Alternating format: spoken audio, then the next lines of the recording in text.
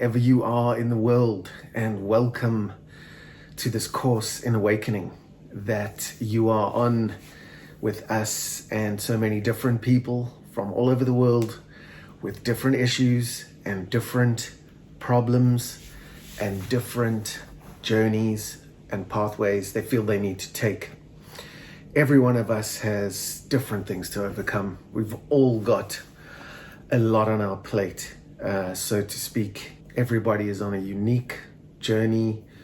Wherever you are in the world, whatever you are dealing with, know that there are people all over the rest of the world now, past and present, who have similar issues. We've got to look for connection. We've got to look for similarities and try and stick with those rather than the differences. We are all on this journey. And this is the thing. It's 100 years locked in time, and we're really going to dig into that journey from A to Z.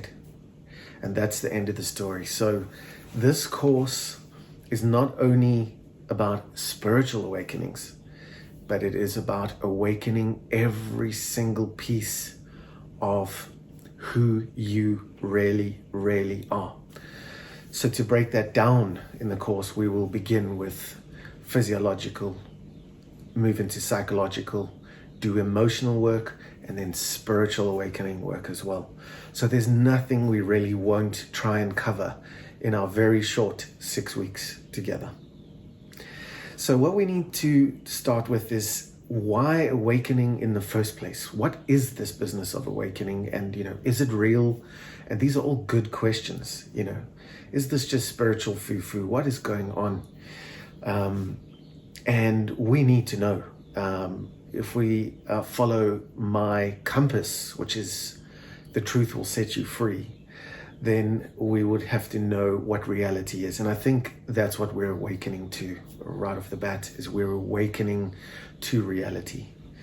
So I think it's necessary in its simplest form, this business of awakening that we're on, because in the beginning, we cannot contain all of it. As a human being, we are, as we just said, physical, but we're also emotional and spiritual. Our intellect, we can think and reason and do all these sorts of different things that other animals cannot do, which gives us wonderful benefits and what may seem like deficits for a while. So the awakening is really going to be a necessary process in life. It's going to be something that calls to us in one way, shape, or another. There's many, many different ways awakenings do happen. But what's unique about them is that they call to absolutely every one of us all the time. I also say that we are always awakening, which might confuse people in the beginning, but we are always, the good, the bad, the ugly, are always going through an awakening process. Because at the end of the day, what we think is going to make us happy, make us fulfilled and peaceful and blissful inside, often doesn't, more often than not. And we don't throw that out and say, ever, I've wasted my time, I've wasted my decade, I've wasted my life. We don't. It's all mathematics, and it's all pluses heading somewhere. So awakenings are very necessary, because there comes a time, it is not a chronological time, mind you, it's not anything to do with age, but there comes a time when that calling, when that yearning for something more comes to you. For some people, it can come in an instant, like a satora in a satoru setting, which means, having an instant awakening. These can happen in negative and positive ways. They can happen in yoga. They can happen in an accident. They can happen when you lose everything and finally become free instead of becoming bogged down, or losing a job and going through some kind of normally emotional trial. Heavily emotional experiences tend to shift us more than anything else towards where we need to go. So when that time is right, and I think timing is very, very important because it's always happening. And there's a choice to do things the easy or the hard way. We all know that. And, our message is, of course, why wait? Do the work, because you are going to do the work at some stage or another, and we'll get into that. What's pushing you to do the work is normally some kind of pain. So that brings us to a lot of people who have signed up for the 6 weeks are people who are suffering from depression, anxiety, stress. They are suffering from situations and circumstances that they feel that they just cannot escape. But yet there's the yearning that there's something more. If there wasn't that yearning, people wouldn't be on the course at all.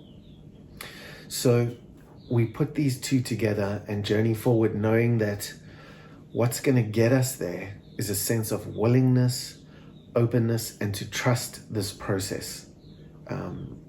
It is, again, an incredible opportunity to be able to sit and do the work by choice. And I think that says a lot for people today. By choice, because eventually the work is going to be a necessity. And that is the flowering of consciousness, the awakening that we all need to experience later in life when we're able to contain the absolute magnitude, bliss, wonder of what comes with an awakening. If we're not ready, we're not going to be able to contain it and we'll wobble. So that's why things like depression, anxiety, and stress do come for us. First, they do seem unfair, and life can look unfair. It is certainly difficult, but these things are all working for us and not against us. Some of us are in a nightmare at the moment, and you could describe your life as an absolute nightmare. And other people on the same blue marble are experiencing this very same life as a dream. So how can that be? Is it because they've got better luck? Is it because they've had better circumstances or educations, or perhaps wealthy parents? Why is it that one person can suffer while another flourishes, often in the same arena of life? Many, many studies have been done on twins, and we will get into that in the course, about how two twins with the same upbringing and the same experiences can end up on two different sides of life, one in a nightmare and another in a dream. So being in a nightmare in a world where life can be and is difficult at first, then you must understand that what do we do when we realize we're having a nightmare? We wake up from it. So often when we realize this is a nightmare, we wake up from it. And that's what we do. I have an analogy that I use quite often that brings a visual picture to the scene, which is if there's a baby asleep in the next room, crying, having a nightmare, terrified, and you're sitting over here, what do you do when you hear that baby? You walk into the room, you see that the baby's having a terrible nightmare, is terrified, is frightened for its life.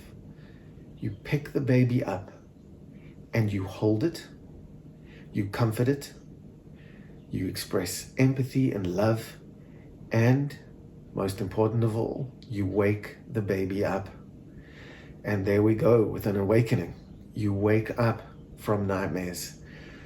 When you're in nightmares, it's difficult to remember that there's something to wake up from. When you're in problems and difficulties, it is difficult to understand that there are corners to turn.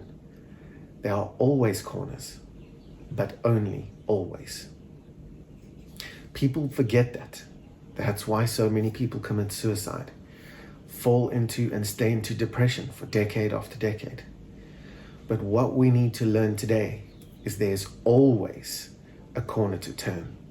And we'll explain that in the course. There's always a corner to turn guaranteed. So that's the guarantee that comes with a course like this, because a program like the 12 Steps of AA, for example, has promises. They actually are one of the only programs I've ever heard before who offer promises. For doing a certain amount of work, you're going to get this. And that is what I have seen 100% of the time for people who are willing, open, trust the process. People who are resistant and always push against are not ready. And it does not come for those people. It is not time. And nothing is more powerful, thank goodness, than an idea whose time has come. So I'm convinced that the probability is that your time is now, and this meeting is on time. So now we've established that suffering and depression and burnout and all these things, even personality disorders, they didn't just arrive. Nothing's on accident. It's from attitudes, it's from circumstances, situations, and events. These things have all been built, and there is a corner to turn in terms of crumbling the temple.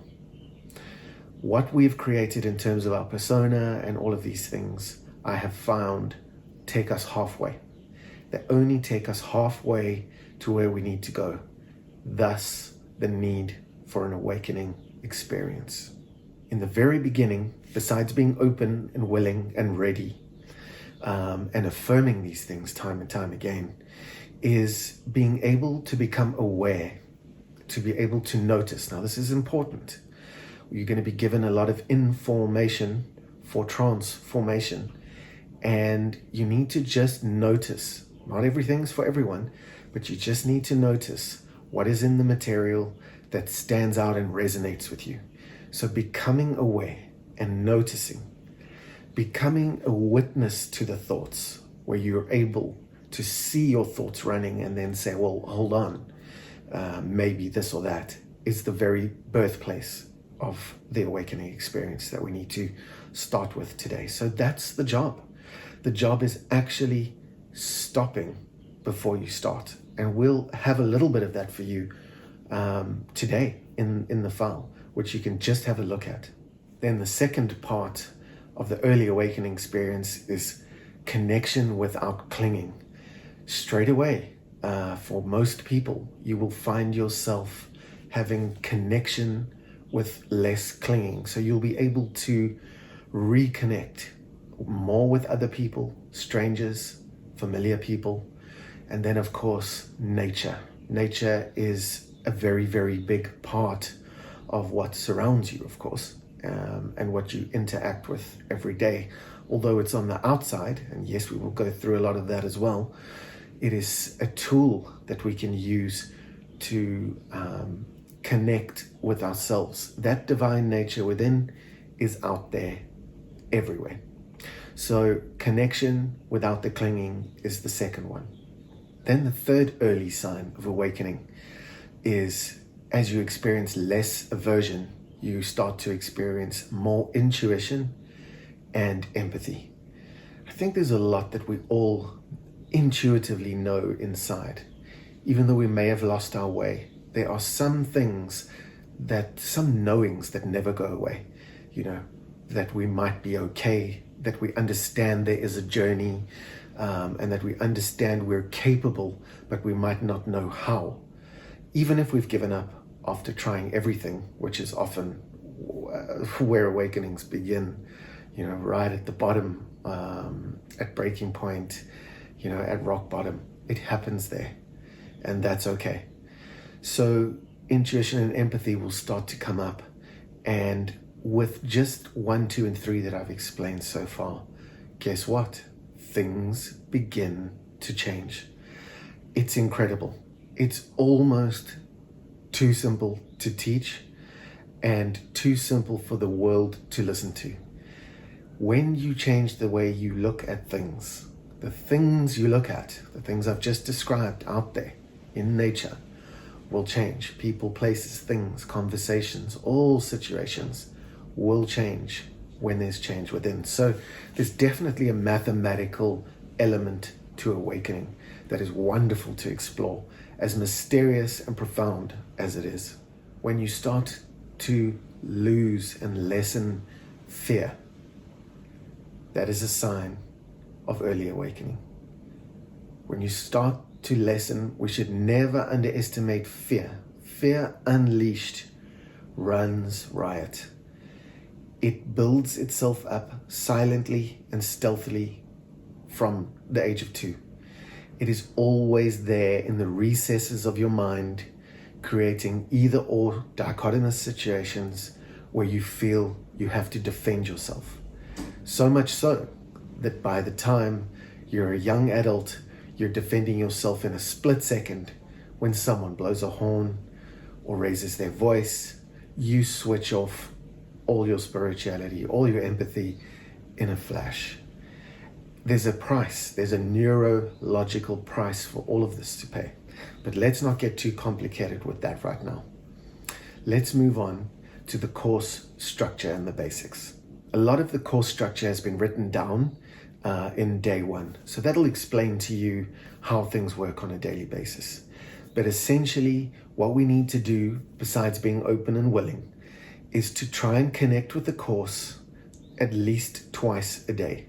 Now, that's not for everybody. Some people like to do everything in one go. Some people like to work in the mornings and others in the evening. What I find is if we're doing awakening work twice a day, it is like doubling our time together. So instead of just 6 weeks or 42 days together, we have one lesson in the morning and one lesson or practice in the afternoon. So that helps our, neurochemical change. It helps us to restructure and get out of those grooves that we might be stuck in our heads.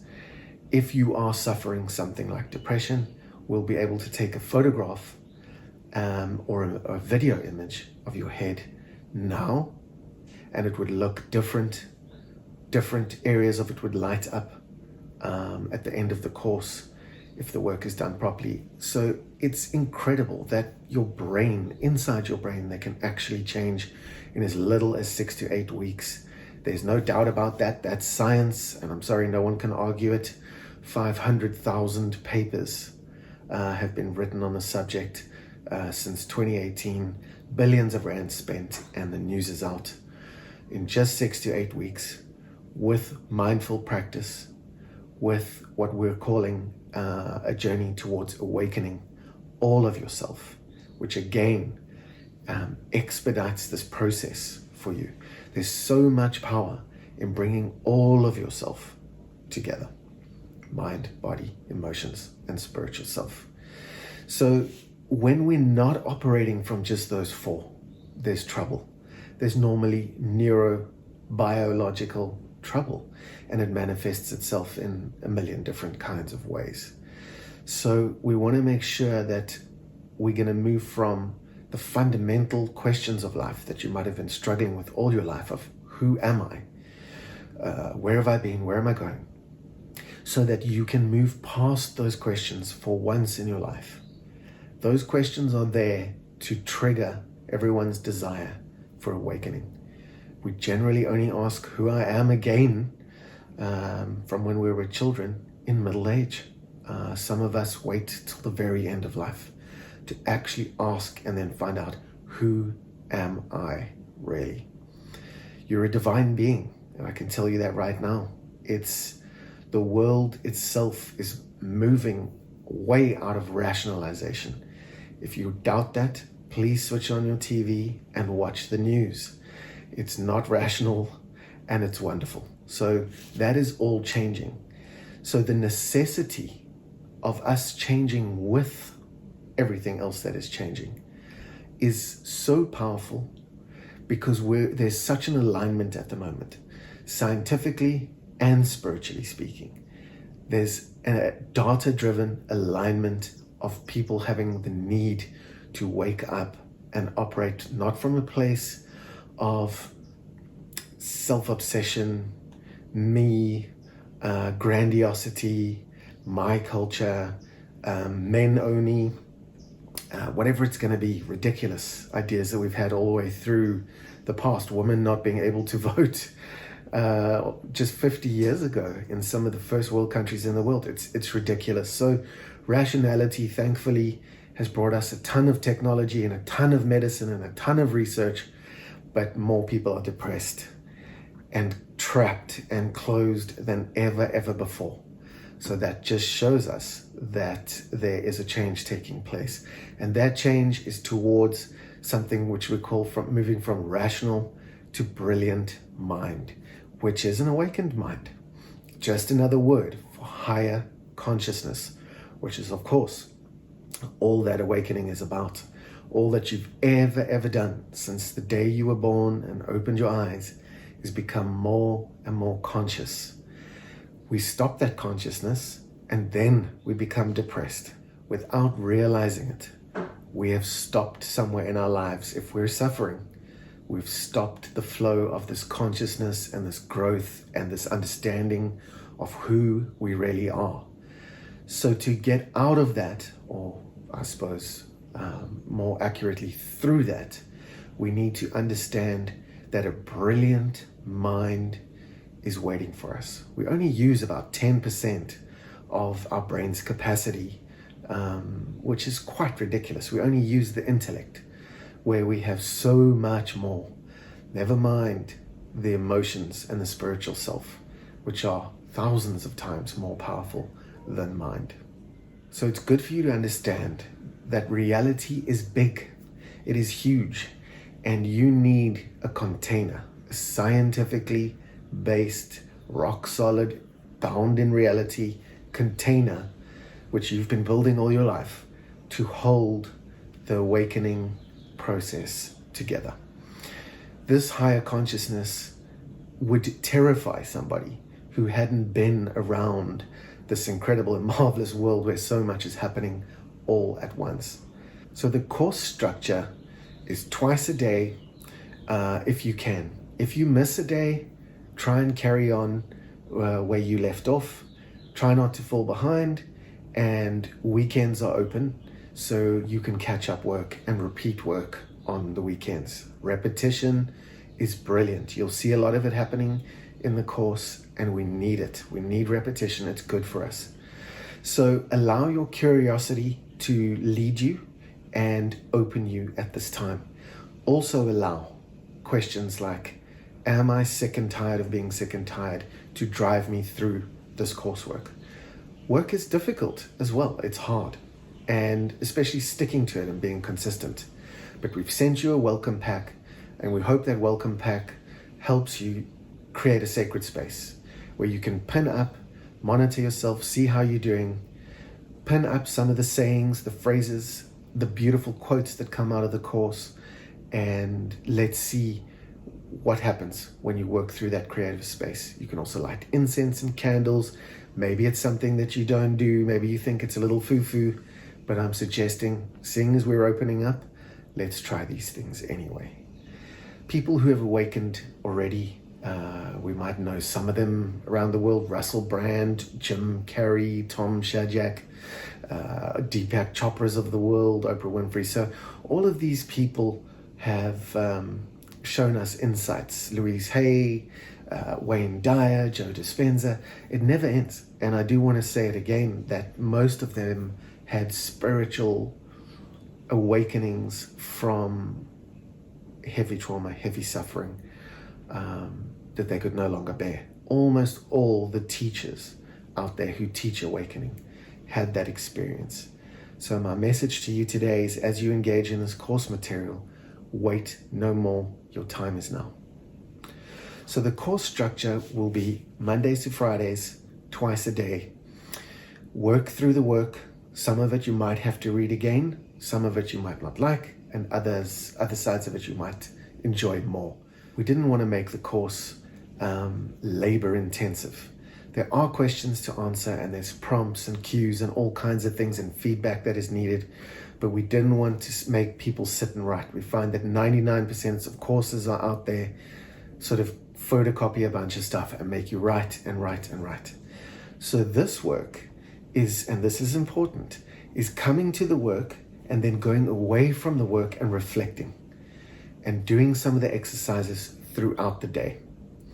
So while you're driving, while you're working, pulling out prompts and cues. A lot of people like to keep the journal, and I've had such incredible feedback from people who keep a journal.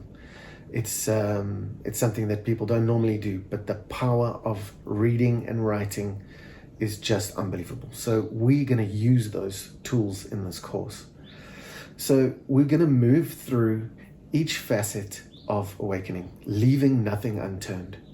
There will be spiritual, emotional, psychological tools and work, and even physical ones that we have to do. So when we are pushing to find out or awaken to who we are, we're going to do it with every sense, faculty, and talent that we have at our disposal today. Because what you will ask for, you will get. That brings us to a very, very important point for today. The power of intention. Every great thing is preceded by setting of an intention, a rock solid intention. Set one today. It's deep. It can be changed. It can be added to. It can evolve. But set an intention today, a rock solid intention of what you want. Do you want to cope? Do you want to just survive? Or do you want to thrive? What is it that you really want? Because it's not often that someone comes to you in life and says, what do you want? Because what you want, you'll get. That is happening to you right here, right now. And I've never not seen it happen, not once from someone who was willing and open. So, and willingness and openness is something that we can tune and hone, so we're never stuck. So the last part of the introduction for the course is for me to tell you that in describing this course, it's absolutely beautiful. It really gets to the heart and opens one up from the inside. It is incredibly beautiful. The quotes, the sayings, the work, it all leads someone out of that survival mind and out of the chaos and the disorder that they believe exists at such a high level. And it moves them to a place of first surrender, which is a beautiful experience too, finally being able to let go and just be and just arrive at who you are and what you are doing that you should be doing, instead of wasting your time like most of us do before we wake up. Being in a state of stress and a state of flux and worrying constantly, when you put 14 billion years into perspective, when you live 100 years, is the most incredibly freeing experience. It really does wake you up to the idea that once we, and this is part of what we're going to be doing, once we add all of who we are together, that's the first part. Once we add it all together, we'll be able to add everything else together on the outside, even though it's huge. This life is sort of bathed in mystery and wonder and size and magnificence that we might never understand here. But once you awaken, life becomes different. I'm lucky. Report after report after report, and I'm sure you've heard it as well, and I'm sure you've seen it on TV and on the internet, of person after person after person waking up from this nightmare into the dream. And the last thing I want to share with you on this introductory video is it's such a gift, this beautiful awakening experience, that I found a word that I wanted to share with you today, and it's called grace. Grace. It's a beautiful, beautiful word.